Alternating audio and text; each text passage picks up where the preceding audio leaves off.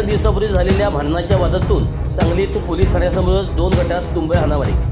4 दिवसापूर्वी झालेल्या भांडणाच्या वादातून सांगली शहर पोलीस ठाण्यासमोरच 2 गट समोरासमोर भिडले।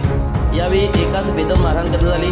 4 दिवसापूर्वी एकाच किरकोळ वादातून परिचीने मारहाण करण्यात आली होती। या प्रकरणी त्यांनी पोलिसांत फिर्याद दिली होती। त्याचा वाद आज पुन्हा उफाळत आला। त्यानंतर पोलिसांनी तत्काळ हस्तक्षेप करत दोन्ही गटाला पांगवले। यानंतर दोन्ही गटातील कार्यकर्त्यांना पोलिसांनी ताब्यात घेतले आहे। दरम्यान पोलीस ठाण्यासमोरच झालेल्या मारहाणीमुळे खळबळ उडाली आहे।